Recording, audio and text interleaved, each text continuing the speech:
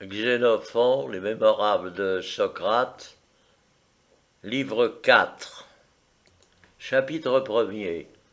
Comment Socrate était utile aux jeunes gens en éprouvant leur naturel et en leur donnant des conseils appropriés à leur caractère et à leur vue.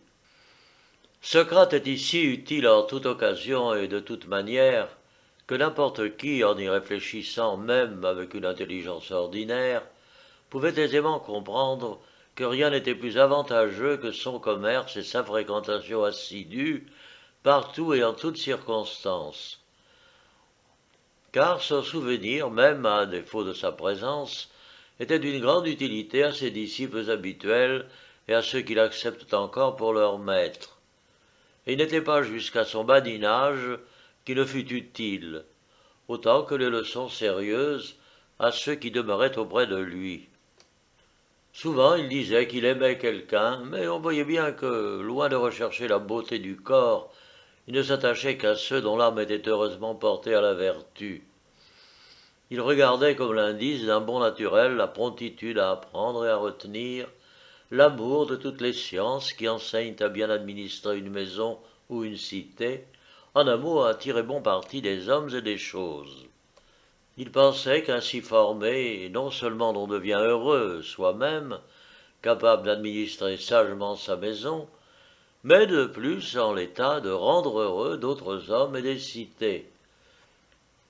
Il ne traitait pas tous les hommes de la même manière, mais à ceux qui, s'imaginant être doués d'un bon naturel, méprisaient l'étude, il apprenait que les natures les plus heureuses en apparence ont le plus besoin d'être cultivées. Il leur montrait que les chevaux les plus généreux, pleins de feu et de vivacité, deviennent les plus utiles et les meilleurs si on les dompte dès leur jeunesse, mais que, si on néglige de les dompter, ils demeurent rétifs et sans prix. Que, de même, les chiens de la meilleure race, infatigables et ardents dans la poursuite des animaux, sont les plus précieux et les plus utiles à la chasse, si on les dresse avec soin, mais que, si les instruit mal, ils sont stupides, furieux, entêtés.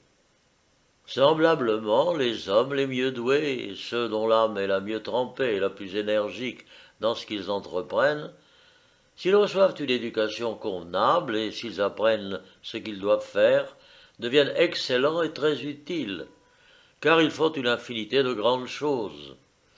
Mais s'ils restent sans éducation et sans instruction, ils deviennent très mauvais et très dangereux. Incapables de discerner ce qu'ils doivent faire, ils tentent souvent de mauvaises actions et deviennent hautains et violents, prêts à se regimber et difficiles à conduire, aussi qu'aussi une infinité de grands malheurs.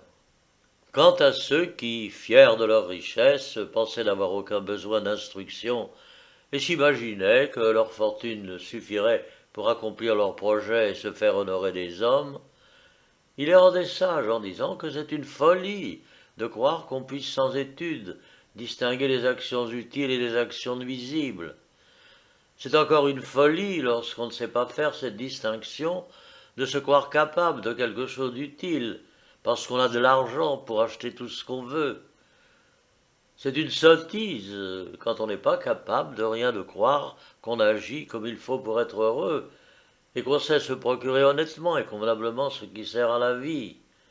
C'est enfin une sottise de croire que la richesse, quand on ne sait rien, donne l'apanage de l'habileté, ou que, quand on est bon à rien, elle conduit à l'estime. Chapitre 2. Socrate force Eutydème, jeune homme qui se croyait très sage, à faire l'aveu de son ignorance. Comment Socrate attaquait ceux qui pensaient avoir reçu une très bonne éducation et qui étaient fiers de leur sagesse, c'est ce que je vais maintenant raconter. Sachant que le bel Eutydème avait fait une nombreuse collection d'ouvrages de poètes et de sophistes les plus renommés, qu'il croyait, pour cette raison, l'emporter déjà en sagesse sur ceux de son âge, et qu'il espérait les surpasser tous par son éloquence et par ses actions, ayant remarqué ailleurs que, trop jeune encore pour se rendre à l'assemblée, il allait, lorsqu'il voulait s'occuper de quelque affaire, s'asseoir chez un fabricant de brides voisin de l'agora, Socrate y vint aussi, accompagné de quelques-uns de ses amis. Et d'abord, l'un d'eux, lui ayant demandé si c'était au commerce d'un sage ou à la nature seule que Thémistocle devait une telle supériorité sur ses concitoyens, que la République tournait les yeux vers lui dès qu'elle avait besoin d'un homme de mérite, Socrate, qui voulait piquer Eutydème, répondit que ce serait une sottise de croire qu'il est impossible de devenir habile dans les arts les plus vulgaires sans les leçons d'un bon maître, et que la science la plus importante de toutes, celle du gouvernement, se produit spontanément chez les hommes. Une autre fois, Socrate, s'apercevant que Tidème, qui était présent, s'éloignait et évitait de s'asseoir auprès de lui, afin de ne pas avoir l'air d'admirer sa sagesse. C'est Tidème que vous voyez, mes amis, dit-il. Dès qu'il sera en âge et que la cité proposera quelque délibération, ne manquera pas de donner son avis. C'est une chose évidente d'après ses études. Il me semble aussi qu'il tient tout près quelque bel exorde pour ses harangues, en homme qui se garde bien de paraître rien apprendre des autres. Et voici sans doute comment il débutera. Jamais, Athénien, je n'ai rien appris de personne. Jamais, quand j'entendais parler d'hommes aussi habiles dans les discours que dans les actions, je ne recherchais leur société. Je n'ai point eu souci de prendre un maître parmi les citoyens éclairés. Au contraire, j'ai toujours évité avec le plus grand soin non seulement de recevoir des leçons, mais même de le paraître. Néanmoins, je vais vous donner le conseil qui me viendra spontanément à l'esprit. Un exorde de ce genre conviendrait aussi parfaitement à un homme qui voudrait obtenir l'emploi de médecin public. Il n'aurait pour réussir qu'à débuter de cette manière. Personne, Athénien, ne m'a enseigné la médecine. Je n'ai jamais recherché les leçons d'aucun de nos médecins.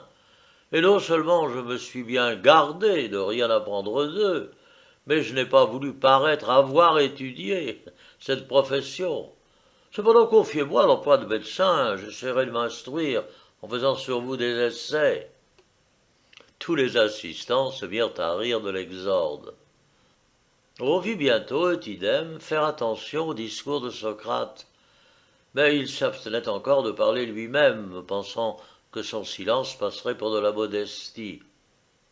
Socrate, alors, voulant lui faire perdre cette idée, « Il est bien évident, dit-il, que ceux qui veulent jouer de la cithare ou de la flûte, monter à cheval ou acquérir quelque autre talent semblable, cherchent à en devenir capables, en faisant d'une manière continue ce qu'ils veulent pratiquer, et en prenant pour juge de leurs efforts, non pas eux-mêmes, mais les meilleurs maîtres, qu'ils fassent et endurent tout pour ne rien faire contre leur but, comme s'ils ne pouvaient se rendre habiles par d'autres moyens.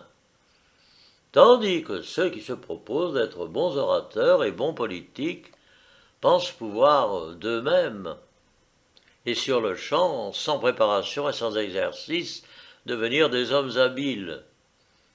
Cependant, ce but semble beaucoup plus difficile à atteindre que le premier, si bien que beaucoup y aspirent et que fort peu y arrivent.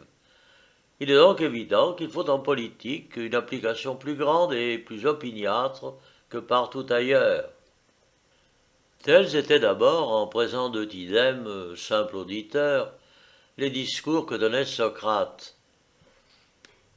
Mais dès qu'il s'aperçut que le jeune homme restait plus volontiers quand il parlait et l'écoutait avec plus de plaisir, il vint seul chez le fabricant de brides, et Eutydème étant assis près de lui, « Dis-moi, Eutydème, lui dit Socrate, est-ce bien réellement, comme je l'entends dire, que tu as assemblé un grand nombre d'ouvrages des hommes renommés pour leur sagesse ?» ?»« Oui, Socrate, par Jupiter, et je continuerai d'en rassembler jusqu'à ce que j'en ai amassé le plus possible. »« Par Junon, je t'admire, dit Socrate, d'avoir préféré à des monceaux d'or et d'argent des trésors de sagesse. Il est clair que dans ta pensée, l'argent et l'or ne rendent pas les hommes meilleurs, tandis que les sentences des sages enrichis sont de vertu ceux qui les acquièrent. » Ces paroles faisaient plaisir à Eutydème, persuadé qu'aux yeux de Socrate, il était dans le vrai chemin de la sagesse. Or, Socrate, remarquant qu'il était sensible à cette louange, « Et quoi donc, Eutydème, lui dit-il, veux-tu devenir habile quand tu rassembles tous ces ouvrages ?» Et comme Eutydème gardait le silence et cherchait une réponse, « N'est-ce pas, continua Socrate, pour devenir un habile médecin, car il y a de nombreux ouvrages écrits par des médecins. »« Oh non, par Jupiter. »« Alors tu veux être architecte, car il est besoin aussi pour cela d'un homme instruit. »« Non, pas davantage. »« Tu désires donc devenir bon géomètre comme Théodore. »« Géomètre non plus. »« Oh, c'est donc astrologue que tu veux être. » Eutydème ayant dit que non. « Eh bien alors tu veux être rhapsode, car on dit que tu as tous les poèmes d'Homère. »« Oh non, par Jupiter. Je n'ignore pas en effet que les rhapsodes savent exactement les vers, mais n'en sont pas moins stupides. » Alors Socrate, n'ambitionnerais-tu pas, Eutydème, continua-t-il, cette espèce de mérite qui fait les politiques, les économes, les bons gouvernants, les hommes utiles à eux-mêmes et aux autres? Oui, répondit Eutydème, c'est ce mérite-là que j'ambitionne. Par Jupiter, dit Socrate, mais tu ambitionnes le mérite le plus éminent et la plus grande des sciences. C'est celle des rois et on l'appelle science royale. Mais as-tu examiné s'il est possible, sans être juste, d'y devenir habile? J'y ai songé, et je ne pense pas qu'il soit possible, sans justice, d'être bon citoyen. Et comment y as-tu donc travaillé? Je pense, Socrate, que, en fait de justice, je ne le cède à personne. Eh bien, les hommes justes n'ont-ils pas leurs travaux, comme les artisans? Oui, certes. Et de même que les artisans montrent leurs ouvrages, les hommes justes ne peuvent-ils pas exposer les leurs? Quoi, dit Eutydème, je ne pourrais pas exposer les œuvres de la justice? Mais par Jupiter, je pourrais aussi montrer celles de l'injustice. Il n'y en a que trop à voir et à entendre chaque jour. Veux-tu donc que nous écrivions ici un delta et là un alpha? Ensuite, ce qui nous paraîtra l'œuvre de la justice, nous le placerons sous le delta et sous l'alpha, ce qui sera l'œuvre de l'injustice.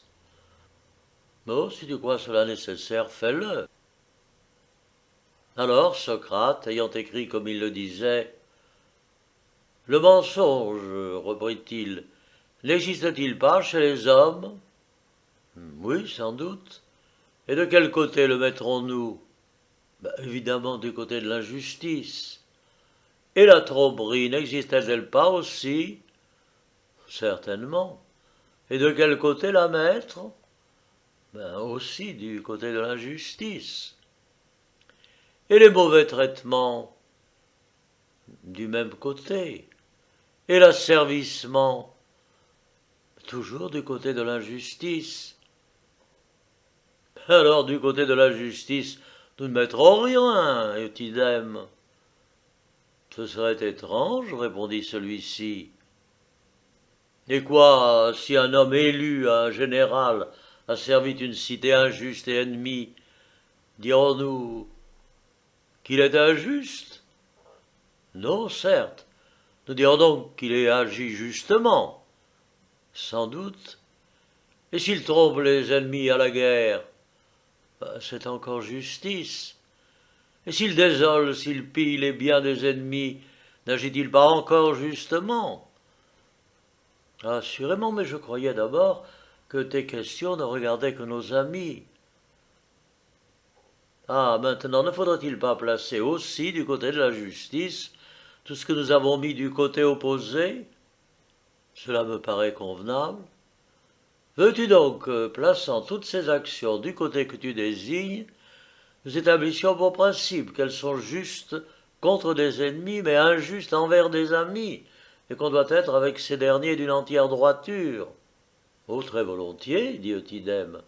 Eh bien, reprit Socrate, si un général qui voit son armée découragée lui annonce faussement que les alliés s'approchent et que par contre mensonge, ils rendent le courage à ses soldats.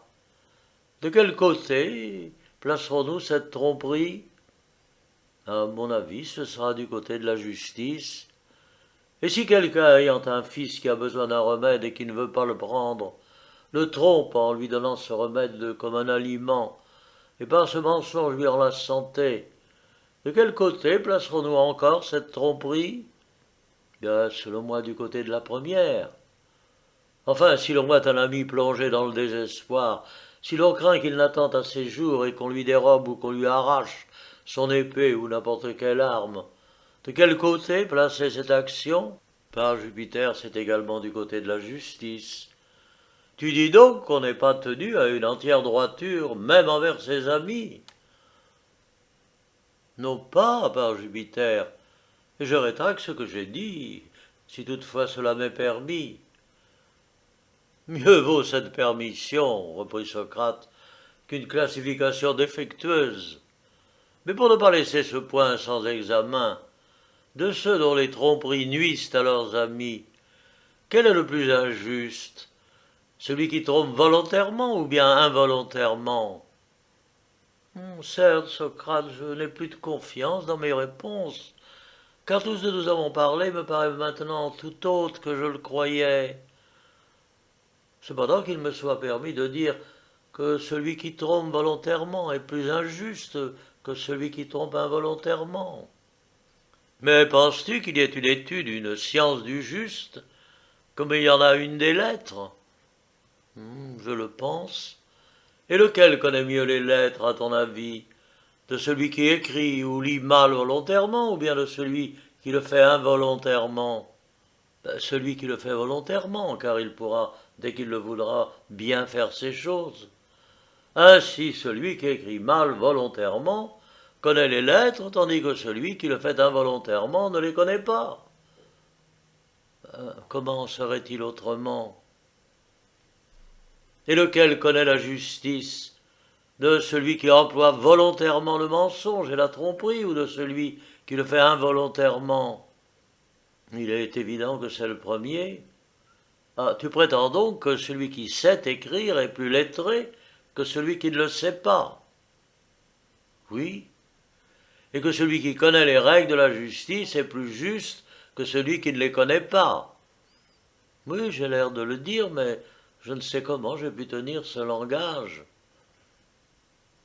Eh bien donc, si quelqu'un voulait dire la vérité, et que cependant il ne s'expliqua jamais de la même manière sur les mêmes choses, mais que parlant du même chemin, il dit tantôt qu'il conduit à l'Orient et tantôt vers l'Occident, que faisant le même calcul il trouva tantôt plus, tantôt moins, que te semble un tel homme.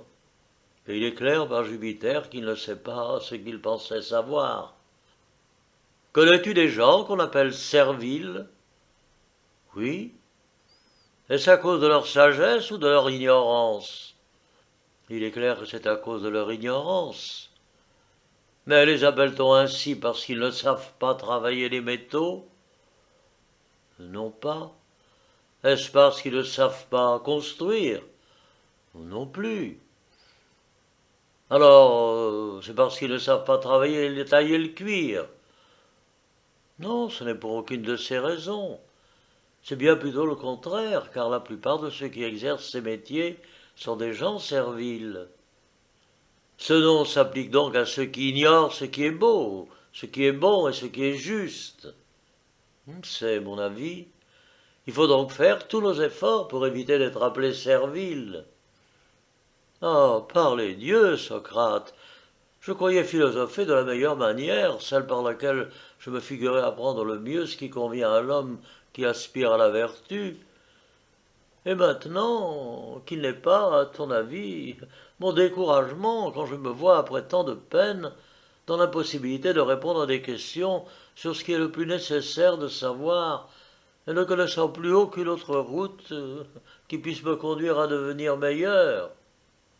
Alors, Socrate, dis-moi, Eutydème, reprit-il, as-tu jamais été à Delphes? 2 fois, par Jupiter. Tu as donc aperçu l'inscription gravée sur le temple. Connais-toi toi-même. Oui, certes. N'as-tu pris aucun souci de cette inscription, ou bien l'as-tu remarqué, as-tu cherché à examiner quel tu es? Non, par Jupiter, vu que je croyais le savoir parfaitement, car il m'eût été difficile d'apprendre autre chose si je me fusse ignoré moi-même. Penses-tu donc que pour connaître quand elle en est, il suffit de savoir son nom, ou que, semblable à ces acquéreurs de chevaux qui ne croient pas connaître la bête qu'ils veulent acheter avant d'avoir examiné si elle est obéissante ou rétive, vigoureuse ou faible, vite ou lente, enfin tout ce qui fait les bonnes et les mauvaises qualités requises pour le service d'un cheval, celui-là seul qui l'a examiné, et quel il est pour le parti qu'on peut tirer d'un homme, connaît sa propre valeur. Ben, il me semble, d'après cela, que ce ne va pas connaître sa valeur, c'est ignorer soi-même. Et n'est-il pas évident encore que cette connaissance de soi-même est pour l'homme la source d'une infinité de biens, tandis que l'erreur sur son propre compte l'expose à 1000 maux? Car ceux qui se connaissent savent ce qui leur est utile. Ils distinguent ce qu'ils leur peuvent faire de ce qu'ils ne peuvent pas. Or, en faisant ce dont ils sont capables, ils se procurent le nécessaire et vivent heureux. En s'abstenant de ce qui est au-dessus de leurs forces, ils ne commettent point de faute et évitent le mauvais succès. Enfin, comme ils sont plus capables de juger les autres hommes, ils peuvent, grâce au parti qu'ils en tirent, se procurer de grands biens et s'épargner de grands maux. Au contraire, ceux qui ne se connaissent pas et qui ignorent leur valeur sont dans la même ignorance à l'égard des hommes et des affaires humaines. Ils ne savent ni ce qu'il faut, ni ce qu'ils font, ni qui ils se servent. Mais, abusés surtout, ils laissent échapper le bien et tombent dans le malheur. Ceux qui savent ce qu'ils font arrivent à leur but. Ils acquièrent de l'honneur et de la considération. D'un autre côté, ceux qui leur ressemblent se plaisent dans leur société, tandis que les gens qui ne réussissent pas dans leurs affaires recherchent leurs conseils, se remettent entre leurs mains, fondent sur eux leurs espérances de succès, et les chérissent en raison de tout cela, de préférence à tous les autres hommes. Mais ceux qui ne savent pas ce qu'ils font prennent un mauvais parti, échouent dans toutes leurs entreprises, et non seulement sont châtiés par leur mauvais succès même, mais tombent en raison de cela dans le mépris et le ridicule, vivant ainsi dédaignés et déconsidérés. Tu peux voir également que parmi les cités qui ne connaissent pas leurs forces, font la guerre à des États plus puissants, les unes sont renversées et les autres échangent leur liberté pour l'esclavage. Alors, idem. Mais je suis tout à fait d'avis, Socrate, dit-il, qu'il faut attacher un grand prix à se connaître soi-même, sache-le bien. Mais par où commencer ces examens?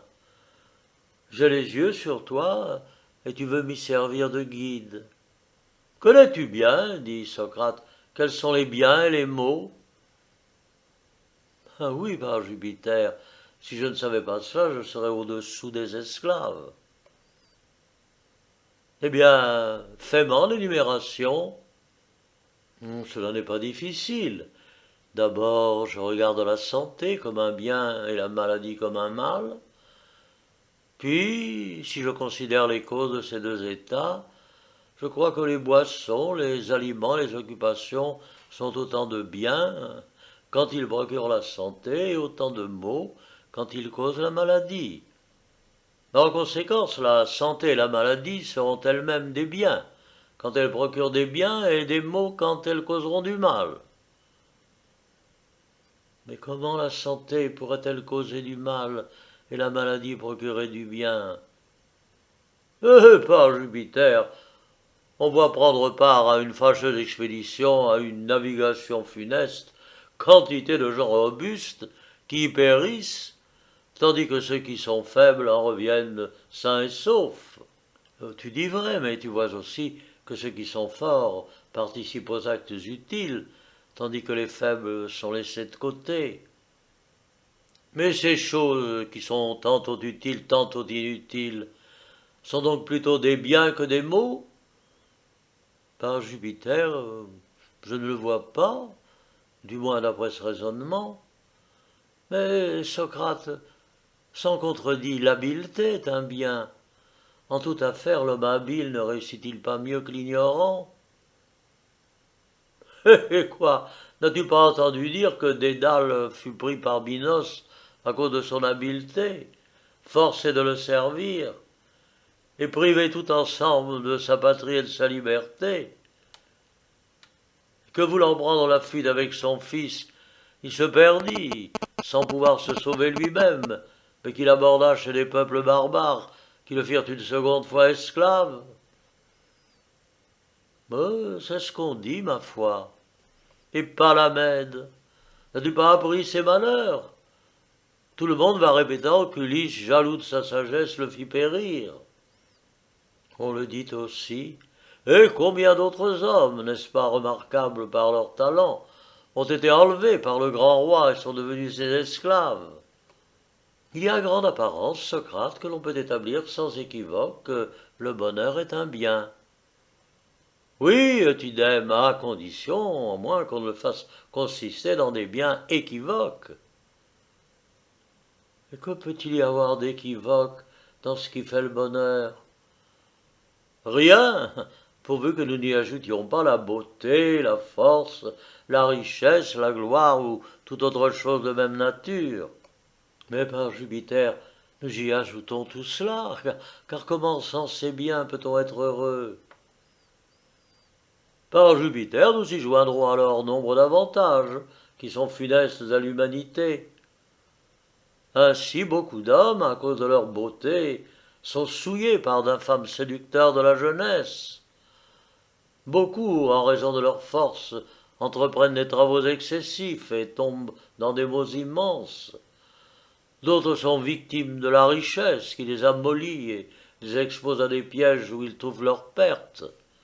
D'autres, enfin, n'arrivent à la gloire et au pouvoir que pour subir d'affreux malheurs. Eh bien alors, si j'ai tort de louer le bonheur, il faut avouer que je ne sais plus ce qu'il faut demander aux dieux. Peut-être, dit Socrate, n'as-tu pas réfléchi à tout cela, parce que tu étais tout à fait convaincu de le bien savoir, mais puisque tu te disposes à gouverner un État démocratique, il est clair que tu sais ce que c'est qu'une démocratie. Non, parfaitement. Crois-tu que l'on puisse connaître la démocratie sans connaître le peuple? Oh non, par Jupiter. Et qu'appelles-tu le peuple? Les citoyens pauvres. Ah, tu connais donc les citoyens pauvres? Mais comment ne les connaîtrais-je pas? Et connais-tu aussi les riches? Tout aussi bien que les pauvres. Mais quels sont donc ceux que tu appelles pauvres et quels riches? Ceux, à mon avis, qui n'ont pas de quoi payer les impôts sont pauvres, et ceux qui ont plus que de quoi les payer sont riches. As-tu remarqué que certains, qui n'ont que fort peu, ont pourtant ce qui suffit, et font même des économies, tandis que d'autres qui ont beaucoup n'ont pas ce qui suffit? Oui, par Jupiter, reprit Eutydème, car tu fais bien de me le rappeler. Je connais aussi les tyrans que le besoin pousse à l'injustice, comme les plus pauvres des citoyens. Alors ne ferons-nous pas bien, s'il en est ainsi, de ranger les tyrans parmi le peuple et de mettre dans la case des riches ceux qui ont peu et qui économisent? Alors Eutydème, mais je suis forcé d'en convenir, attendu mon ignorance, et je pense qu'il vaut mieux me taire, car je cours risque de ne savoir absolument rien.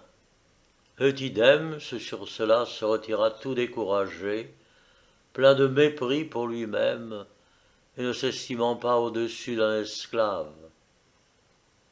La plupart de ceux que Socrate avait réduits là ne s'approchaient pas de lui, et celui-ci ne les en estimait que plus insensés. Mais Eutydème sentit qu'il ne pouvait devenir un homme distingué qu'en fréquentant Socrate. Aussi ne le quittait-elle plus à moins de nécessité. Il imitait même quelques-unes des habitudes de Socrate, qui, le voyant dans ses dispositions, cessa de le tourmenter et lui donna les notions les plus simples et les plus claires des choses qu'il pensait nécessaires de savoir et honorables de pratiquer.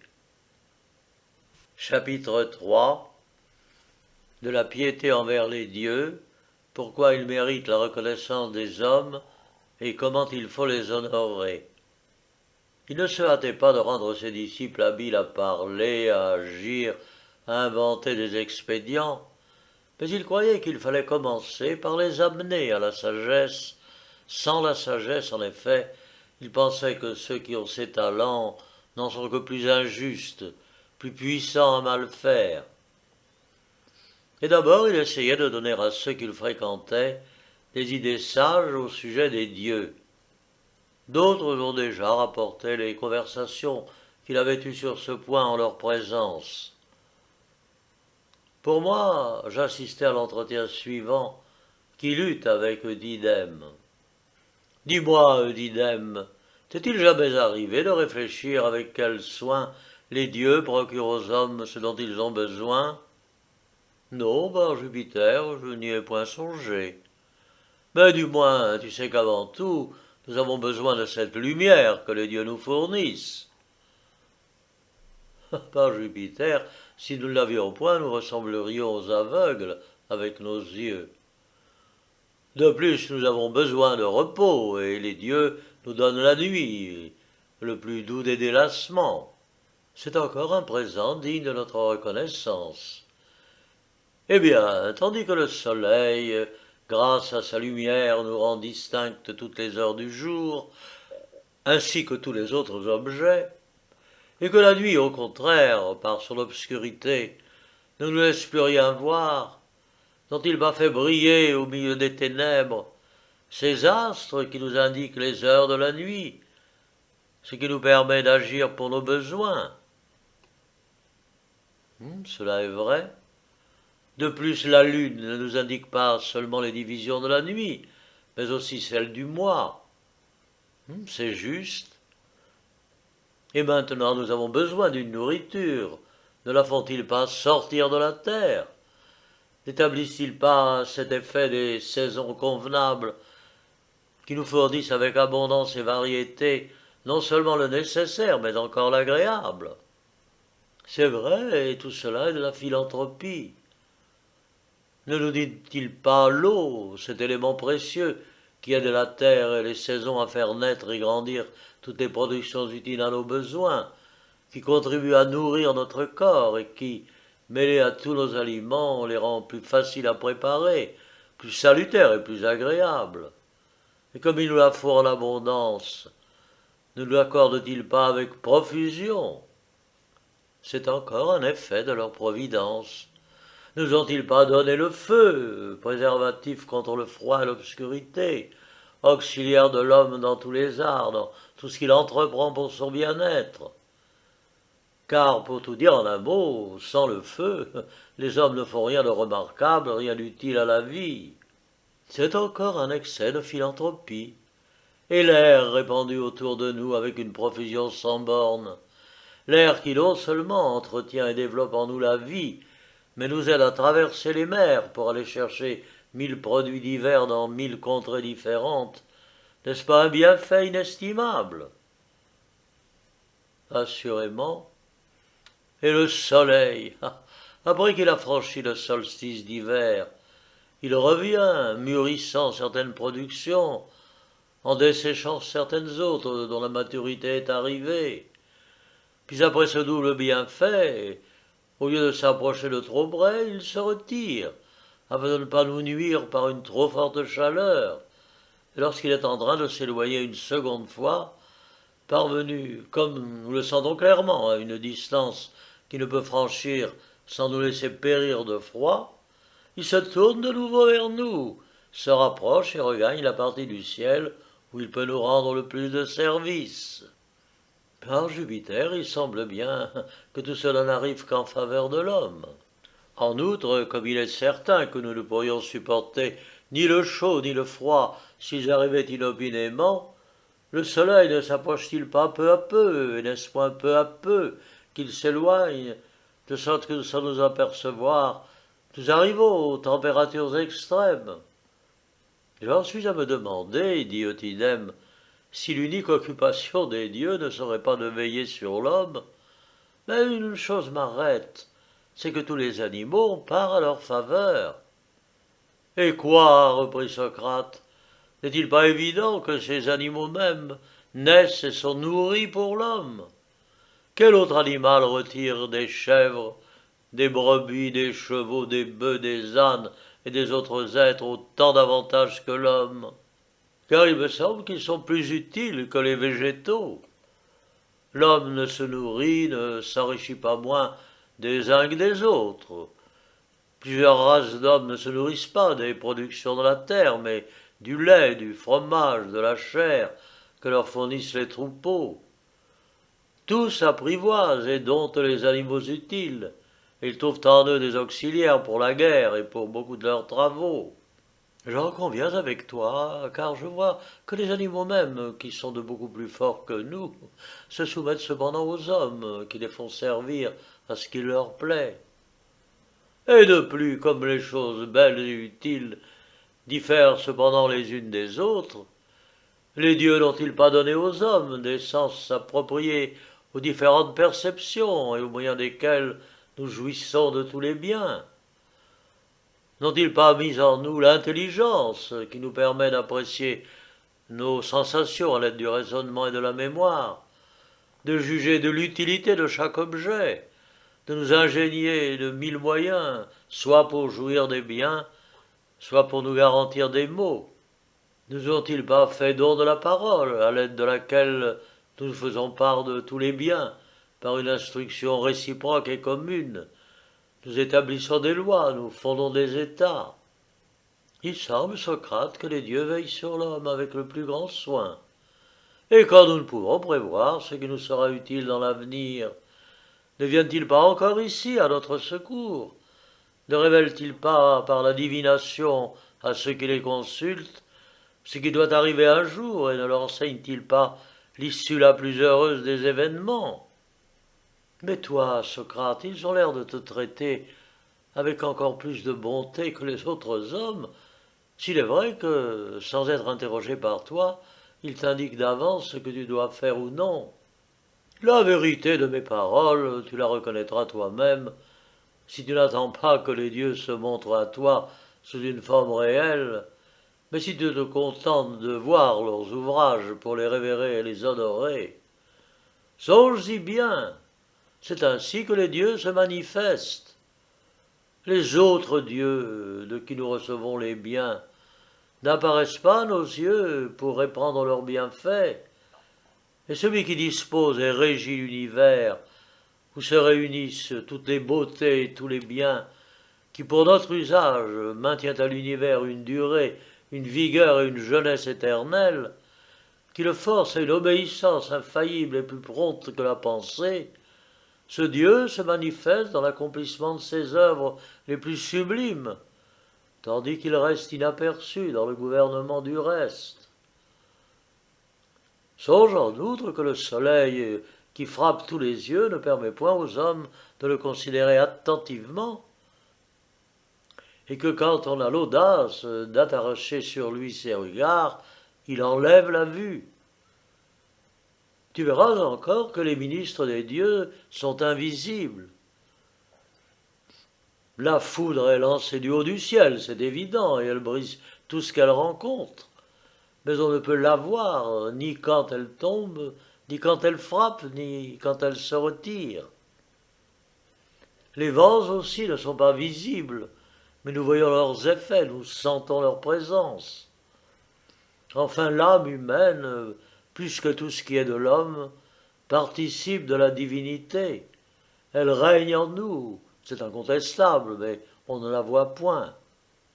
En réfléchissant à tout cela, on ne doit point mépriser les forces invisibles, mais par leurs effets reconnaître leur puissance et honorer la divinité. Jamais, Socrate, reprit Eutydème, Je serais coupable de la moindre négligence envers elle, j'en suis certain. Mais je me décourage en songeant que jamais aucun homme ne peut rendre assez de grâces aux dieux pour tant de bienfaits. Ne te décourage point, Eutydème. Tu vois que le dieu de Delphes répond à celui qui lui demande le moyen d'être agréable aux dieux. Suis la loi de ton pays. Or la loi commande partout que chacun honore les dieux, suivant son pouvoir. Peut-il donc être un culte plus élevé et plus pieux que celui qu'ils prescrivent eux-mêmes? Mais il ne faut rien négliger de ce qu'on peut faire, car en agissant ainsi, il est clair qu'on ne les honore pas. On doit donc ne rien omettre pour honorer les dieux suivant son pouvoir, avoir confiance en eux et en espérer les plus grands bienfaits. Ce serait folie, en effet, d'attendre plus de tout autre que de ceux qui ont le plus de puissance pour nous servir, et ne point espérer davantage si nous essayons de leur plaire. Or, comment peut-on mieux leur plaire qu'en leur obéissant sans réserve? C'est par de tels conseils, autant que par les exemples, que Socrate rendait ceux qui le fréquentaient et plus pieux et plus sages. Mémorable de Socrate, livre 3, chapitre 4. Respect de Socrate pour les lois de son pays. La justice consiste dans l'obéissance à la loi civile et la loi naturelle. Au sujet de la justice, loin de cacher son opinion, il la manifestait par des actes, se montrant envers tous, dans son particulier, plein d'équité et de bienveillance, et comme citoyen, obéissant aux magistrats dans tout ce que la loi commande, soit à la ville, soit dans les armées, où il se faisait remarquer par sa soumission à la discipline. Présidant en qualité d'épistate les assemblées du peuple, il ne lui permit pas de voter contre les lois, mais d'accord avec elles, il résista à la fougue populaire qu'aucun autre excepté lui n'aurait osé braver. Lorsque les 30 lui donnèrent des ordres contraires aux lois, il ne leur obéit pas. Ils défendirent de s'entretenir avec les jeunes gens et lui enjoignirent en même temps qu'à d'autres citoyens d'amener un homme qu'il voulait faire périr. Seul, il refusa d'obéir parce que ses ordres étaient illégaux. Appelé devant les tribunaux par Mélétus, loin de suivre la coutume des accusés qui prennent la parole pour gagner la faveur des juges, qui flattent et prient malgré la défense des lois et se font souvent absoudre par de tels moyens, il ne voulut pas blesser les lois en agissant ainsi dans les tribunaux. Et lorsqu'il les eût été facile de se faire renvoyer par les juges, en faisant le moindre effort, il aima mieux mourir en respectant la loi que vivre en cessant de l'observer. Il tint plus d'une fois ce langage à différentes personnes. Et je me rappelle la conversation qu'il eut sur la justice avec Hippias d'Élée. Hippias, qui, de retour à Athènes après une longue absence, rencontra Socrate, qui s'entretenait avec quelques disciples sur l'étrangeté de ce fait, que si l'on veut faire de quelqu'un un cordonnier, un maçon, un forgeron, un écuyer, on n'hésite point à l'envoyer auprès d'un maître capable de l'instruire. On dit même qu'on trouve partout des hommes qui ont juste ce qu'il faut pour se charger de dresser un cheval ou un bœuf. Mais si quelqu'un veut apprendre la justice ou la faire apprendre à son fils ou à son esclave, il ne sait où aller pour trouver son affaire. Hippias, qui l'avait écouté, lui dit en se raillant « Quoi, Socrate, tu répètes ici ce que je t'ai entendu dire il y a déjà longtemps ?» Alors Socrate « Oui, et ce qui est le plus étrange, Hippias, c'est que, non content de répéter les mêmes paroles, je les répète sur les mêmes sujets. Tandis que toi, peut-être, vu ta grande science, tu ne dis pas toujours les mêmes paroles sur les mêmes choses. Oh, sans doute, je tâche toujours de dire du nouveau. Est-ce que si l'on t'interroge sur ce que tu sais, par exemple sur les lettres, et qu'on te demande combien il y en a dans le nom de Socrate et quelles elles sont, tu cherches à répondre aujourd'hui autrement qu'autrefois? Si l'on te demande à propos d'arithmétique si 2 fois 5 font 10, ne réponds-tu pas aujourd'hui ce que tu as répondu naguère? Sur ces questions, Socrate, je fais comme toi, je réponds toujours de même. Mais sur la justice, je crois pouvoir dire à présent des choses auxquelles ni toi ni personne ne saurait rien objecter. Parjus, non, tu parles là d'une grande découverte. Ainsi les juges cesseront de diviser leurs suffrages, les citoyens de contester au sujet de leurs droits, de s'intenter des procès, de soulever les séditions. Les nations même n'auront plus de querelles entre sujets de leurs droits et ne se feront plus la guerre. Je ne vois pas trop comment je pourrais te quitter avant que tu m'aies expliqué cette admirable invention. Oui, mais par Jupiter, tu n'en sauras rien que tu ne m'aies découvert toi-même ce que tu penses sur la justice. Il y a assez longtemps que tu te moques des autres, interrogeant et réfutant toujours, sans vouloir jamais rendre de compte à personne, ni exposer sur rien ton opinion. Comment, Hippias, n'as-tu pas remarqué que je ne cesse de bien mettre en évidence ce que je crois être le juste? Oui, mais enfin, quelles sont les paroles que tu emploies? Mais à défaut de la parole, c'est par mes actes que je te mets en évidence. Et ne trouves-tu pas que l'action est plus convaincante que la parole? Oh, beaucoup plus, par Jupiter, car bien des gens disent des choses justes et font des injustices, tandis qu'en agissant selon la justice, on ne saurait être injuste.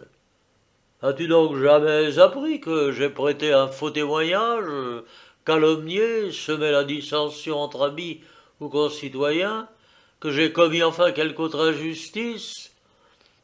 Oh non, certes. Mais s'abstenir de l'injustice, n'est-ce pas, à ton avis, être juste? Mais tu m'as bien l'air, Socrate, en ce moment même, d'éviter encore de dire ton sentiment sur ce que tu crois le juste. Car ce n'est pas de ce que font les hommes justes, mais de ce qu'ils ne font pas, que je t'entends parler. Moi, reprit Socrate, je croyais que ne pas vouloir être juste est une preuve suffisante de justice. Si tu n'es pas de cet avis, vois si ceci te convient mieux. Je dis que ce qui est légal est juste. Veux-tu dire, Socrate, que ce qui est légal et ce qui est juste sont une seule et même chose? Oui. Ah, je ne saisis pas bien ce que tu appelles légal et ce que tu appelles juste. Mais tu connais les lois de l'État. Je les connais.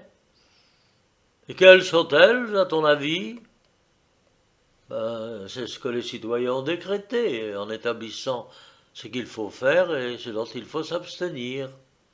Donc celui-là est dans la légalité, qui se conforme à ses règlements politiques, et celui-là dans l'illégalité qui les transgresse. Très bien. Donc c'est être juste que de leur obéir et injuste de leur désobéir. Parfaitement. Donc celui qui agit justement est juste, et injuste celui qui agit injustement. Et comment le contraire serait-il vrai? En conséquence, celui qui est dans la légalité est juste, et injuste celui qui est dans l'illégalité. Alors Hippias, mais les lois, Socrate, comment peut-on y faire attacher quelque importance ou croire qu'on doit y obéir, quand souvent ceux-mêmes qui les ont établis ne les trouvent plus bonnes et les abrogent? C'est comme la guerre, dit Socrate. Souvent des villes l'entreprennent et font ensuite la paix. Sans doute. Mais quelle est donc la différence que tu crois faire en blâmant ceux qui obéissent aux lois parce qu'elles peuvent être rapportées, en condamnant les soldats qui se conduisent bien à la guerre parce qu'on peut conclure la paix? Blâmes-tu les citoyens qui, dans les guerres, défendent courageusement leur patrie? Non, par Jupiter, je n'en fais rien. N'as-tu pas remarqué que le lacédémonien Lycurgue n'aurait pas rendu Sparte différente des autres cités s'il ne lui eût inspiré le plus profond respect pour les lois? Parmi les magistrats d'une ville, ne sais-tu pas que ceux qui inspirent le mieux aux citoyens l'obéissance aux lois sont de tout point les meilleurs? Et qu'un État où les citoyens sont les plus soumis aux lois est aussi le plus heureux pendant la paix et le plus invincible à la guerre? D'ailleurs, la concorde paraît être pour les cités le plus grand des biens. Aussi, très souvent dans les États, les sénateurs, les hommes les plus éminents, recommandent-ils aux citoyens de rester d'accord. C'est même une loi établie dans toute la Grèce que les citoyens jurent de demeurer d'accord. Et partout ils font ce serment. Or, je ne crois pas que cela se fasse pour que les citoyens s'accordent à décerner la victoire au même cœur, qu'ils applaudissent les mêmes joueurs de flûte, qu'ils choisissent les mêmes poètes, qu'ils aient les mêmes goûts, mais pour qu'ils obéissent aux lois. Car tant que les citoyens demeurent fidèles, les villes sont très puissantes et très heureuses. Mais sans la concorde, il n'y a ni ville bien gouvernée, ni maison bien administrée. Dans l'état privé, quel moyen plus sûr de ne pas encourir de châtiments publics, quelle voie plus prompte vers les honneurs que l'obéissance aux lois? Comment s'assurer mieux de ne pas être vaincu dans les tribunaux, mais de triompher dans ses procès? À qui confiera-t-on plus volontiers sa fortune, ses fils, ses filles? Qui obtiendra plutôt la confiance d'une ville tout entière qu'un homme qui respecte les lois? De quel autre peuvent attendre plus d'équité un père des parents, des serviteurs, des amis, des concitoyens et des étrangers? Avec qui les ennemis aimeront-ils mieux régler une suspension d'armes, une trêve des conditions de paix? À qui, plutôt qu'à l'homme fidèle aux lois, viendront s'unir des alliés? À qui ces mêmes alliés remettront-ils plus volontiers un commandement de troupes, une garde de place forte ou de ville? De qui un bienfaiteur espérera-t-il plus de reconnaissance que de celui qui respecte les lois? Et qui aimera-t-on mieux obliger que celui dont on est sûr d'avoir la gratitude? De qui aimerait-on mieux être l'ami et voudrait-on moins devenir l'ennemi? Quel est l'homme à qui l'on voudrait le moins faire la guerre, si ce n'est celui dont on désirait le plus être l'ami, et le moins être l'ennemi, dont tout le monde recherche l'amitié et l'alliance, et dont personne ne voudrait encourir la haine et l'amitié et l'inimitié? Je te prouve donc, Hippias, que ce qui est légal et ce qui est juste sont une seule et même chose. Si tu as un avis différent, fais-le-moi savoir. Alors Hippias, oh ma foi, Socrate, dit-il, oh je ne crois pas avoir d'opinion contraire à ce que tu viens de dire sur la justice. Et connais-tu, Hippias, reprit Socrate, des lois qui ne sont pas écrites? Oui, celles qui ont sont les mêmes dans tous les pays et qui ont le même objet. Et pourrais-tu dire que ce sont des hommes qui les ont établies? Ben oui, comment cela serait-il puisqu'ils n'ont pas pu se réunir tous et qu'ils ne parlent pas la même langue? Alors qui donc, à ton avis, a établi ces lois? Moi, je crois que ce sont les dieux qui les ont inspirées aux hommes, car chez tous les hommes, la première loi est de respecter les dieux. Mais le respect des parents n'est-il pas aussi une loi universelle? Sans doute. Et les mêmes lois ne défendent-elles pas la promiscuité des parents avec les enfants et des enfants avec les parents? Ah, pour cette loi, Socrate, je ne la crois pas émaner d'un dieu. Pourquoi donc? Parce que j'en vois certains qui la transgressent. Oh, l'on transgresse bien d'autres. Mais ceux qui violent les lois établies par les dieux subissent un châtiment auquel il est impossible à l'homme de se soustraire, tandis que ceux qui foulent aux pieds les lois humaines échappent quelquefois à la peine, soit en se cachant, soit en employant la violence.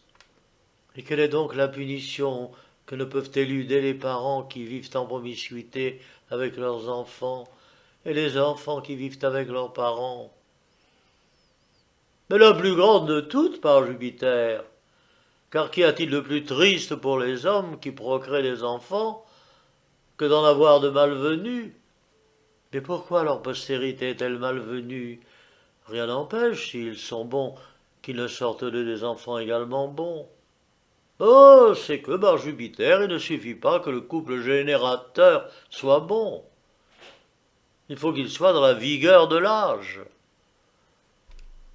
Crois-tu donc que la liqueur prolifique soit la même chez ceux qui sont dans la force de l'âge et chez ceux qui n'ont pas atteint ou qui ont dépassé la jeunesse? Non, par Jupiter, elle ne peut être la même. Et quel moment est donc le plus favorable? Évidemment, celui de la vigueur. Et ceux qui n'y sont pas ne se trouvent donc point dans une condition favorable? Non, par Jupiter. Ainsi, à cette époque, il ne faut pas songer à procréer. Non, certes. Ceux donc qui essayent alors de procréer le font contrairement à la nature. Je le pense. Et qu'appellerons-nous donc des enfants malvenus, sinon ceux-là? Je suis encore de ton avis sur ce point. Dis-moi, partout la loi ne veut-elle pas qu'on témoigne de la reconnaissance au bienfaiteur? Elle le veut, mais on la transgresse. Eh bien, ceux qui la transgressent, n'emportent-ils pas la peine, abandonnés qu'ils sont de bons amis et forcés de courir après des gens qui les détestent? N'est-il pas vrai, en effet, que ceux qui font du bien à qui les recherchent sont de bons amis, et que si on ne leur rend pas les services qu'on en a reçus, cette ingratitude provoque leur haine, et que le grand intérêt qu'on a à les fréquenter fait qu'on ne cesse de les poursuivre? Ah, Jupiter, Socrate, tout cela m'a bien l'air de venir des dieux. Ces lois qui portent avec elles le châtiment de celui qui les transgresse me semblent l'œuvre d'un législateur supérieur aux hommes. Et crois-tu donc, Hippias, que les dieux établissent des lois justes ou qu'ils puissent en établir de contraires à la justice? Oh non, par Jupiter, car personne ne pourrait établir des lois justes si un lieu ne le faisait pas. Donc, Hippias, les dieux eux-mêmes veulent que ce qui est juste soit la même chose que ce qui est légal. C'est ainsi que par ses discours et par ses actes, Socrate rendait plus juste ce qu'il approchait. Chapitre 5. Funestes effets de l'intempérance, avantages de la vertu contraire. Comment Socrate faisait avancer ses disciples dans la pratique du bien, c'est ce que je vais dire maintenant.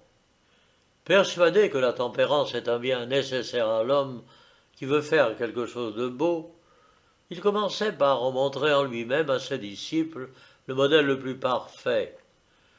Puis dans ses entretiens, il les dirigeait vers la tempérance de préférence à toute autre vertu.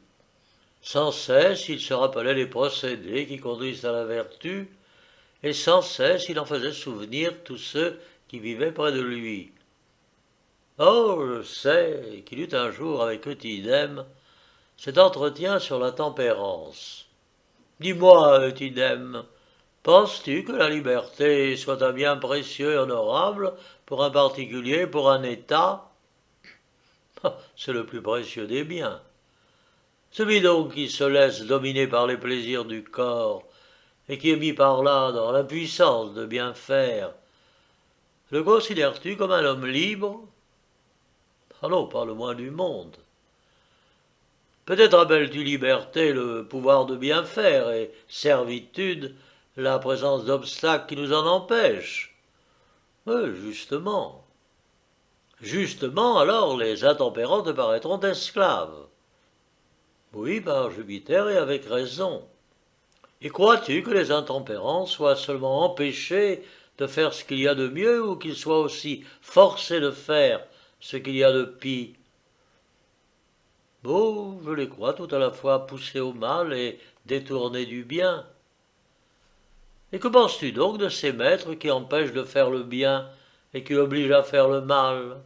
C'est par Jupiter la pire espèce possible. Et quelle est la pire des servitudes? Oh, selon moi, celle qui nous soumet au pire des maîtres. Ainsi, les intempérants subissent la pire des servitudes.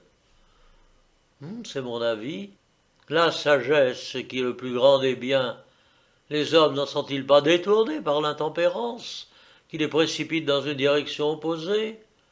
Ne semble-t-il pas qu'elle les empêche de s'appliquer à l'étude des connaissances utiles, en les entraînant vers les plaisirs, et que souvent, alors même qu'ils discernent le bien du mal, l'impression qu'elle cause leur fait choisir le pire au lieu du meilleur.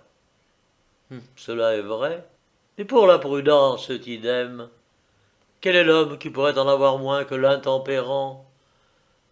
Car rien n'est plus opposé aux actes de la prudence que ceux de l'intempérance. Je suis encore de cet avis. Et penses-tu qu'il n'y ait rien qui détourne plus des devoirs que l'intempérance? Rien, selon moi. Quand un vice nous fait préférer le nuisible à l'utile, rechercher l'un et négliger l'autre, quand il nous force à tenir une conduite opposée à celle des sages, peut-il en être de plus funeste pour l'homme? Aucun, assurément. N'était-il donc pas naturel que la tempérance soit pour les hommes la cause d'effets contraires à ceux de l'intempérance? Oui, sans doute. N'est-il pas également clair que la cause de ces effets contraires doit être excellente? Certainement. Il faut donc croire, idem, que la tempérance est pour l'homme le plus précieux de tous les biens. On en serait douté, Socrate. Mais idem, as-tu déjà songé à ceci? Qu'est-ce donc? Que la tempérance, tout en paraissant ne pouvoir nous mener qu'à l'agréable, est cependant incapable de nous y conduire, tandis que l'intempérance nous procure les agréments les plus vifs. Comment cela? Ben le voici. L'intempérance ne nous permettra pas d'endurer la faim, la soif, les désirs amoureux, l'insomnie, qui nous font seuls trouver des charmes à manger, à boire, à aimer, à nous reposer, à dormir, besoins qui, par l'attente et la privation, ne font qu'augmenter le plaisir. L'intempérance, dis-je, nous empêche d'éprouver une vraie douceur, à satisfaire ces appétits nécessaires et continuels. La tempérance, au contraire, seule capable de nous faire endurer les privations, est aussi la seule qui nous permette de jouir encore, par la mémoire, des plaisirs dont nous avons parlé. Tout cela est parfaitement vrai. De plus, apprendre ce que c'est que le beau et le bien, se livrer à quelqu'une de ces études qui enseignent à bien gouverner son corps, à diriger sagement sa maison, à se rendre utile à ses amis et à son pays, et à vaincre ses ennemis, toutes qualités qui non seulement sont utiles, mais qui procurent de très grandes jouissances, tels sont les avantages pratiques que recueillent les hommes tempérants, et dont les intempérants sont exclus. Qui mérite moins, en effet, de les obtenir que celui qui n'a pas la liberté d'agir ainsi, à cause de la préoccupation et de l'empressement qui l'entraînent à des jouissances faciles. Alors, idem, il me semble, Socrate, que, selon toi, l'homme maîtrisé par les plaisirs des sens est tout à fait incapable d'aucune vertu. Quelle différence y a-t-il, en effet, idem, entre l'homme intempérant et la bête la plus stupide? Celui qui ne prend jamais le bien pour le but, qui poursuit le plaisir par tous les moyens possibles, en quoi différerait-il des animaux les plus dépourvus de raison? Au contraire, les hommes tempérants ont seuls la liberté de rechercher ce qu'il y a de mieux dans tous les objets, de les distribuer par genre en pratique et en théorie, de choisir le bien et de s'abstenir du mal. Socrate disait que c'était le moyen de rendre les hommes meilleurs, plus heureux et plus habiles dans la dialectique. Il ajoutait que le nom de dialecticien venait de l'habitude de dialoguer en commun et de distribuer les objets par genre, qu'il fallait donc se préparer avec le plus grand soin à cet exercice et y consacrer tous ses efforts, puisque cette étude forme les hommes les meilleurs, les plus habiles politiques et les plus forts dialecticiens. Chapitre 6. Avantages de la dialectique. Définition de la justice, de la sagesse, du bien, du beau, du courage, de la royauté et de la tyrannie. Comment Socrate formait ses disciples à la dialectique, c'est ce que je vais encore essayer de rapporter.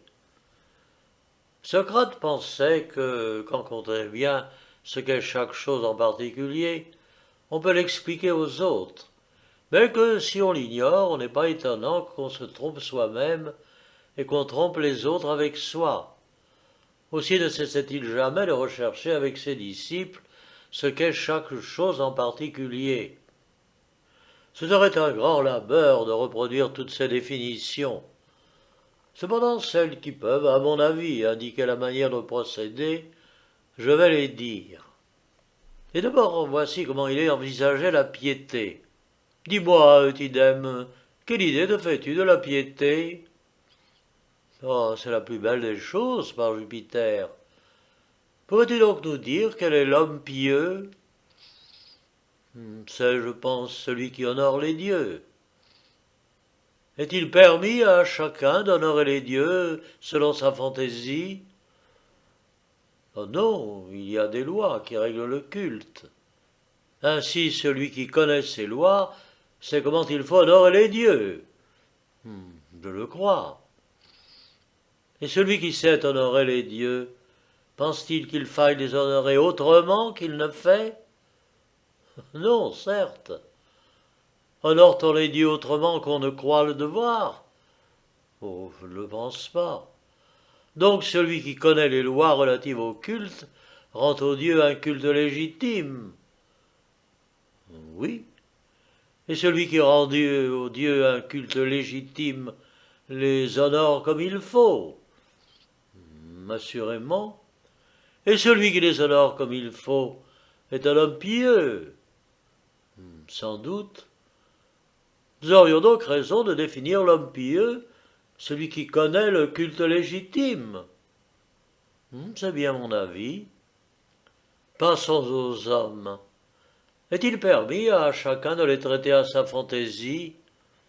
Non, mais celui qui connaît les lois faites pour régler les rapports des hommes entre eux se conduit légitimement à leur égard. Donc ceux qui se traitent selon ces lois se traitent les uns les autres comme ils le doivent. Oui. Donc ceux qui se traitent comme ils le doivent se traitent bien. Assurément. Donc ceux qui traitent bien les hommes remplissent bien les devoirs de l'homme. Oui. Donc ceux qui obéissent aux lois conduisent selon la justice. Certainement. Et la justice, sais-tu ce qu'on appelle ainsi? Ce que les lois ordonnent. Ainsi ceux qui font ce que les lois ordonnent se conduisent selon la justice et le devoir. Peut-il en être autrement? Donc ceux qui se conduisent selon la justice sont justes. Je le pense. Et crois-tu qu'on puisse obéir aux lois sans savoir ce qu'elles ordonnent? Non. Et quand on sait ce qu'il faut faire, pense-t-on ne pas devoir le faire? Oh, je ne crois pas. Connais-tu des hommes qui fassent autre chose que ce qu'ils croient devoir faire? Non. Donc ceux qui connaissent les lois prescrites relativement aux hommes sont des hommes justes? Évidemment. Donc ceux qui se conduisent selon la justice sont des hommes justes. Qui le serait alors? Nous faiserions donc une bonne définition en définissant l'homme juste, celui qui connaît les lois prescrites relativement aux hommes. C'est mon avis. Et la sagesse, comment la définierions-nous? Dis-moi, les sages, te paraissent-ils être sages seulement dans ce qu'ils savent, ou bien y a-t-il des gens qui soient sages dans ce qu'ils ne savent pas? On est sage dans ce qu'on sait, c'est évident. Comment en effet pourrait-on l'être dans ce qu'on ne sait pas? Et est-ce par la science que les sages sont sages? Le moyen d'être sage autrement que par la science. Crois-tu que les sages puissent être sages par autre chose que par la sagesse? Je ne le crois pas. La science est-elle donc la sagesse? Me le semble. Penses-tu qu'il soit possible à l'homme de tout savoir? Oh, par Jupiter, je crois bien plutôt qu'il ne peut savoir que bien peu de choses. Un homme ne peut donc être sage en tout. Oh non, certes, par Jupiter. Et chacun dans ce qu'il sait est réellement sage. Oui, c'est mon avis. Faut-il, Antidème, rechercher de même la nature du bien? Comment faire? Crois-tu que la même chose soit utile à tous? Non, vraiment. Eh bien, ce qui est utile à l'un ne te semble-t-il pas parfois nuisible à l'autre? Sans doute. Mais le bien est-il, selon toi, différent de l'utile? Oh, nullement. Une chose utile est donc un bien pour celui à qui elle est utile? Je le crois. Et pour le beau, avons-nous autre chose à dire, sinon que, quand tu parles de la beauté d'un corps, d'un vase ou de quelque autre objet, tu entends que cet objet est beau pour toute espèce d'usage? Mais pas autre chose, assurément. Chaque objet est donc beau seulement pour l'usage auquel il doit servir. C'est tout à fait cela. Mais un objet beau peut-il être encore sous un autre rapport que celui de l'usage que l'on peut faire? Nullement. Une chose utile est donc belle pour celui auquel elle est utile. Oui, c'est mon avis. Le courage, Tidem, le places-tu parmi les belles choses? Ah, c'est la plus belle de toutes à mon sens. Tu penses donc que le courage n'est pas utile pour les très petites choses? Oh non, par Jupiter, mais je le crois utile pour les très grandes. Crois-tu que lorsqu'on est en présence de dangers terribles, ce soit un avantage de ne pas les connaître? Pas le moins du monde. Ainsi ceux qui n'ont pas peur en pareille occurrence, parce qu'ils ne savent pas ce qu'il en est, ne sont pas des hommes courageux? Ben non, par Jupiter, car à ce compte, il faudrait ranger parmi les hommes de cœur bon nombre de fous et de lâches.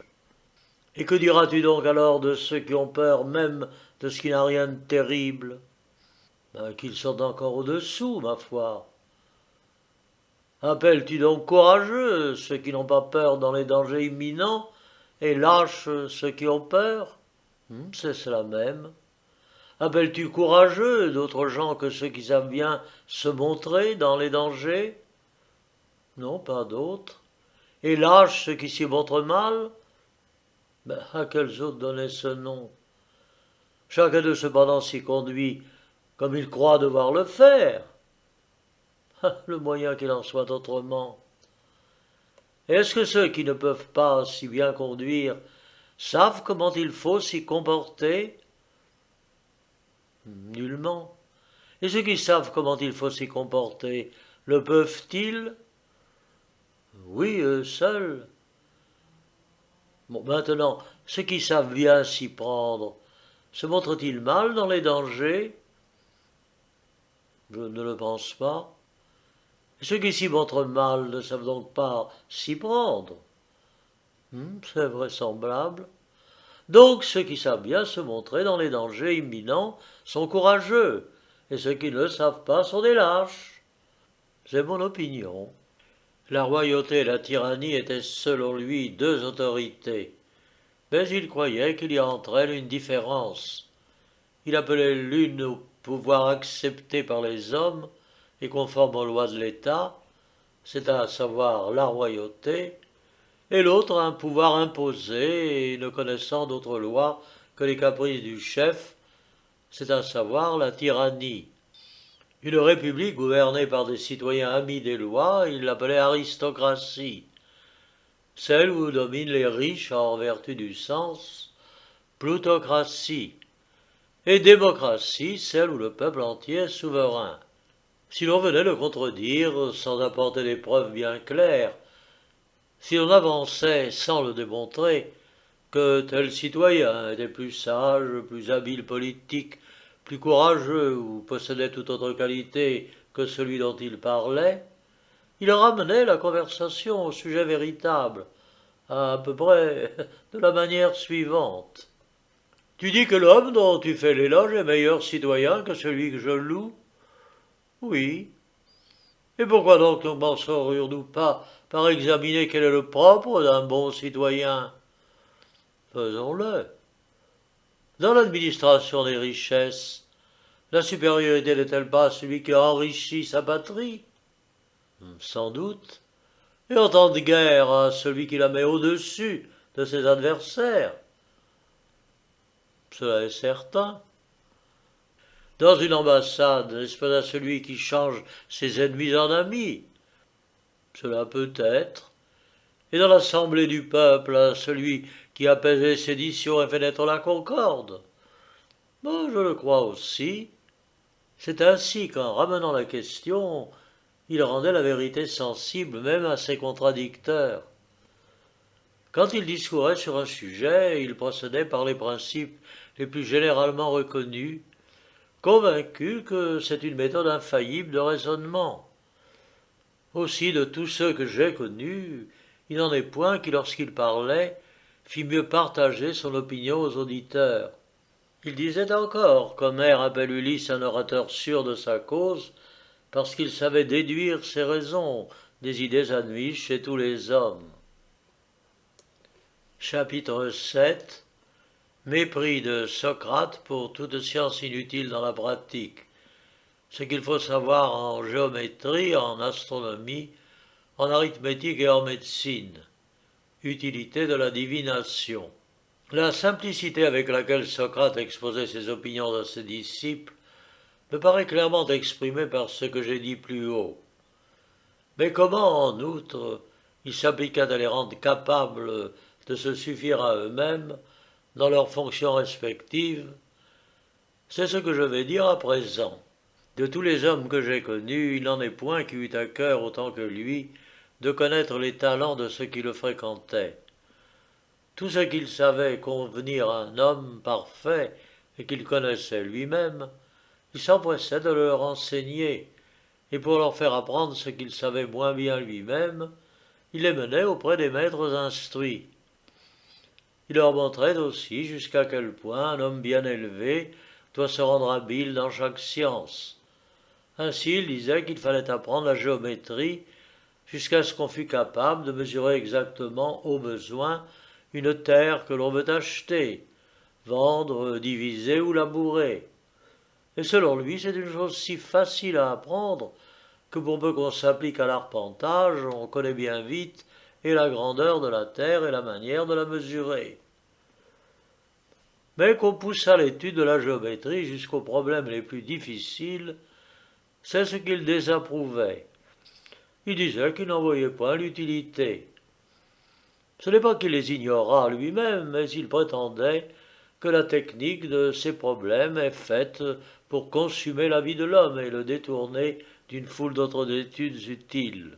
Il recommandait d'apprendre assez d'astrologie pour reconnaître les divisions de la nuit, du mois et de l'année en cas de voyage, de navigation ou de garde, et afin d'avoir des points de repère pour tout ce qui se fait la nuit, dans le mois ou dans l'année, grâce à la connaissance du temps affecté à ces divisions.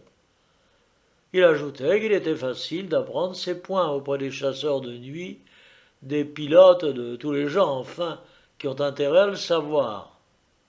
Quant à l'astronomie et aux recherches qui concernent les globes placés en dehors de la rotation de notre ciel, à savoir les astres errants et sans règle, leur distance de la Terre, leur révolution et les causes de leur formation, il en dissuadait fortement, disant qu'il n'y voyait aucune utilité. Cependant, il n'était point étranger à ces connaissances, mais il répétait qu'elles étaient faites pour consumer la vie de l'homme et le détourner d'une foule d'études utiles. En général, il empêchait de se préoccuper outre mesure des corps célestes et des lois suivant lesquelles la divinité les dirige. Il pensait que ces secrets sont impénétrables aux hommes et qu'on déplairait aux dieux en voulant sonder les mystères qu'ils n'ont pas voulu nous révéler. Il disait qu'on courait le risque de perdre la raison en s'enfonçant dans ses spéculations, comme l'avait perdu Anaxagore avec ses grands raisonnements pour expliquer les mécanismes des dieux. Lorsque celui-ci, en effet, prétendait que le soleil est la même chose que le feu, il ignorait que les hommes regardent facilement le feu, tandis qu'ils ne peuvent regarder le soleil en face, et de plus que les rayons du soleil noircissent la peau, effet que le feu ne produit pas. Il ignorait aussi que la chaleur du soleil est nécessaire à la vie et à l'accroissement des productions de la terre, tandis que celle du feu les fait périr.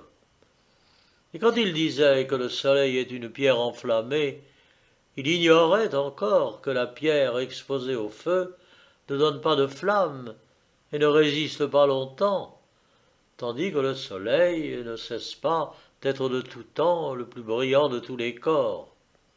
Socrate conseillait d'étudier la science des nombres, mais il recommandait, comme pour les autres sciences, de ne pas s'engager dans de vaines recherches, et il examinait et discutait avec ses disciples jusqu'à quel point toutes les connaissances peuvent être utiles.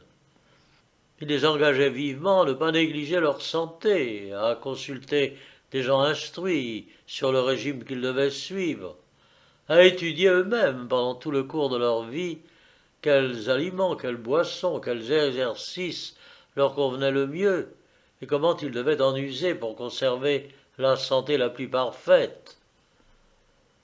Il disait en effet qu'il était difficile à un homme accoutumé à s'étudier ainsi de trouver un médecin qui sût discerner mieux que lui ce qui convenait à sa santé. Si pourtant quelqu'un voulait s'élever au-dessus des connaissances humaines, il lui conseillait de s'adonner à la divination, lui assurant que, quand on sait par quels signes les dieux font connaître leur volonté à l'homme, on n'est jamais privé des avertissements des dieux. Chapitre 8. La condamnation de Socrate ne prouve rien contre la voix intérieure dont il disait recevoir les conseils. Résumé et conclusion des mémoires. Si l'on croit que l'assertion de Socrate relative au démon qui l'avertissait de ce qu'il avait à faire ou non tombe devant la condamnation capitale prononcée par ses juges et le convainc de mensonge au sujet de ce génie familier, qu'on réfléchisse bien d'abord à ceci. Socrate était d'un âge assez avancé pour n'avoir plus que fort peu de temps à vivre. Ensuite, il n'a perdu que la partie la plus pénible de la vie, celle où l'intelligence s'affaiblit chez tous les hommes. En y renonçant, il a fait voir toute la vigueur de son âme. Il s'est couvert de gloire par la vérité, la liberté et la justice de sa défense, autant que par la douceur et le courage avec lesquels il reçut son arrêt de mort. On convient qu'aucun homme dont on ait conservé la mémoire ne supporta la mort avec plus de cœur. Il fut obligé de vivre encore 30 jours après son jugement, parce que les fêtes de Délos avaient lieu dans ce même mois, et que la loi défend de mettre à mort aucun condamné avant le retour de la théorie délienne. Durant tout ce temps, il vécut sous les yeux de ses amis, comme il avait vécu jusqu'alors. Et jusqu'alors, il s'était attiré une admiration peu commune par le calme et la sérénité de sa vie. Quelle plus belle mort que la sienne! Ou plutôt, est-il une mort plus belle que celle de l'homme qui sait le mieux mourir? Est-il une mort plus heureuse que la plus belle? Est-il une mort plus agréable aux dieux que la plus heureuse? Je vais rapporter encore ce que j'ai entendu dire par Hermogène, fils d'Hipponique. Mélétus avait déjà porté son accusation.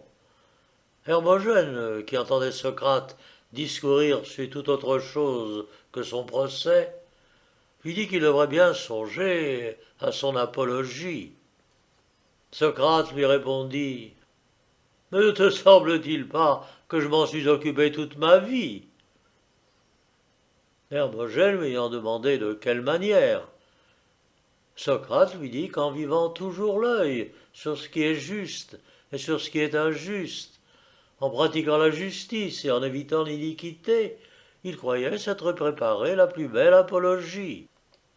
Hermogène reprit « Mais ne vois-tu pas, Socrate, que les juges d'Athènes, choqués par la défense, ont déjà fait périr bien des innocents, comme ils ont absous bien des coupables ?» Eh bien, Hermogène, dit Socrate, j'ai essayé de préparer une apologie que je présenterai à mes juges. Mais mon démon s'y est opposé. Alors Hermogène, mais ce que tu dis m'étonne. Pourquoi t'étonner si le Dieu juge qu'il est plus avantageux pour moi de quitter la vie de ce moment même? Ne sais-tu pas que jusqu'à présent, il n'y a pas d'homme à qui je le cède pour avoir vécu mieux et plus agréablement? Car je crois qu'on ne peut mieux vivre qu'en cherchant à se rendre meilleur, ni plus agréablement qu'en sentant qu'on devient réellement meilleur. Cet effet, je l'ai jusqu'ici éprouvé en moi-même, en vivant parmi les hommes et en me comparant aux autres. Et je n'ai jamais cessé de me former sur moi-même cette opinion. Et ce n'est pas moi seulement, ce sont aussi mes amis qui m'ont jugé de la sorte. Non parce qu'ils m'aiment, car chacun de ceux qui m'aiment se conduirait ainsi avec ses amis, mais parce qu'ils ont cru qu'en me fréquentant, ils devenaient meilleurs. Si je vivais plus longtemps, il me faudrait sans doute payer mon tribut à la vieillesse. Je verrais, j'entendrais moins. Mon intelligence baisserait. J'aurais plus de peine à apprendre et plus de facilité à oublier. Et partout où je valais mieux, je deviendrais pire.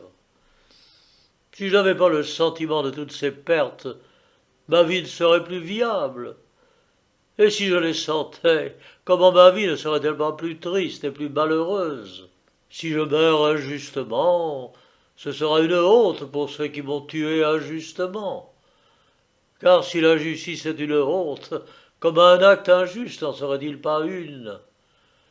Mais sera-ce une honte pour moi que d'autres n'aient pu à mon égard ni reconnaître la justice, ni la mettre en pratique?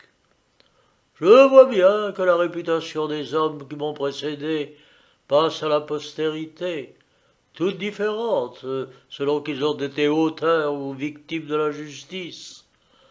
Je sais encore que les sentiments que j'inspirerai aux hommes, en mourant aujourd'hui, ne seront pas les mêmes que pour ceux qui me tuent. Il me rendrait, je le sais, ce témoignage que jamais je n'ai fait de tort à personne, et que loin de corrompre ceux qui me fréquentaient, je me suis toujours efforcé de les rendre meilleurs. Voilà quels étaient les entretiens de Socrate avec Hermogène et quelques autres. Parmi ceux qui l'ont bien connu tel qu'il était, tous ceux qui aiment la vertu ne cessent pas de le regretter, comme le plus utile auxiliaire à la pratique du bien. Pour moi, qui l'ai vu tel que je l'ai dépeint, si pieux, qui ne faisait rien sans l'assentiment des dieux, si juste, qui ne causa jamais le moindre tort à personne, et qu'il rendit les plus grands services à ceux qui le fréquentaient, si tempérant, qui ne préféra jamais l'agréable à l'honnête, si prudent, qui ne se trompait jamais dans l'appréciation du bien et du mal, mais suffisant à l'intelligence de toutes ces notions, capable de les expliquer et de les définir, habile à juger les gens, à leur montrer leurs fautes, à les tourner vers la vertu et vers le bien, il me paraissait fait pour être le meilleur et le plus heureux des hommes. Si quelqu'un n'est point de cet avis, qu'il compare cette manière d'être à celle des autres, et qu'il juge.